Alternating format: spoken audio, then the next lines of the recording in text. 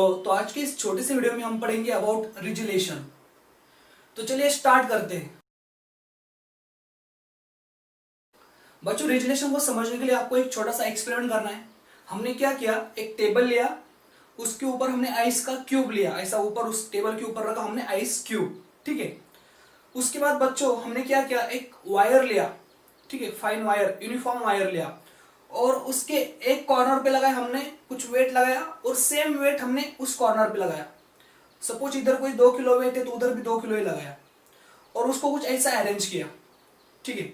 अभी क्या होता है बच्चों, ये जो आइस है ना वो कुछ अलग प्रॉपर्टी दिखाता है। क्या होता है देखो, जब हम इस थ्रेड को इसके ऊपर ऐसा अरेंज करते हैं ना, तो आफ्टर सम टाइम वो जो फाइन वायर था ना वो उसको कट करते करते करते नीचे जाता है। ये वायर ऐसा नीचे नीचे नीचे नीचे जाता है, और यहाँ टेबल के सरफेस तक पहुंच जाता है, यहाँ तक पहुंच जाता है। ठीक है। और मजे की बात ये बच्चों की, जो ऊपर वाला आइस है जो पहले कट हुआ था वो फिर से ज्वाइन हो जाता है। ठीक है। मतलब आइस पहले मेल्ट हो गए, उसके दो पार्ट बन गए, लेकिन जैसे जैसे वायर नीचे नीचे नीचे गया वैसे वैसे ऊपर का पार्ट फिर से एक दूसरे से जुड़ गया, चिपक गया एक दूसरे से फिर से। तो इसी प्रॉपर्टी को बोलते हैं बच्चों रिजुलेशन। ठीक है।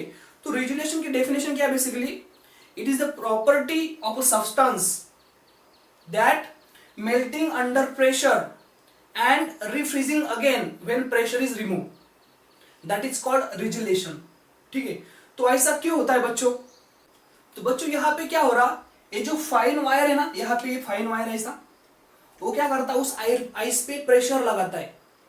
तो प्रेशर से क्या होता है बच्चों, वो जो आइस है उसका मेल्टिंग पॉइंट कम हो जाता है।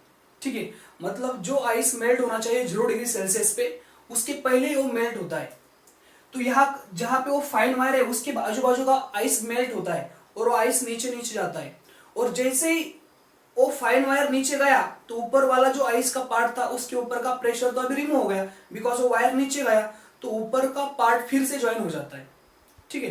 क्या हुआ, इस वायर ने उसके ऊपर प्रेशर लगाया जिसके कारण उसका मेल्टिंग पॉइंट कम हो गया, और जब वायर नीचे गया उसको कट करके तो ऊपर वाले का प्रेशर रिमूव हो गया, तो वो फिर से ज्वाइन हो जाता है, उसका मेल्टिंग पॉइंट फिर से 0 डिग्री सेल्सियस पे स्टोर हो जाता है, रिस्टोर हो जाता है। ठीक है। तो ऊपर का पार्ट फिर चिपक जाता है, और वायर वैसे नीचे नीचे नीचे जाके यहाँ टेबल के सरफेस तक पहुंच जाता है। फिर बाद में वायर कुछ ऐसा जाएगा इधर टेबल के सरफेस के ऊपर ऐसा। ठीक है। और ऊपर वाला पार्ट फिर से चिपक जाएगा। ये हमको देखने को मिलता है सिर्फ only in case of ice. अगर आप यहाँ पे कोई पनीर का क्यूब लेते हो, या फिर हमारा जो केक रहता है उसका कुछ ऐसा क्यूब लेते हो, वो कट हो गया तो उसके दो हिस्से बन जाएंगे, वो बाद में चिपकेगी नहीं। सो ऐसा बिहेवियर हमको इस आइस के केस में देखने को मिलता है, जिसको हम बोलते हैं रिजुलेशन। ठीक है बच्चों। So that is about the resolution. अब नेक्स्ट लेक्चर में हम पढ़ेंगे about anomalous behaviour of water. तो रुकते यहाँ पे।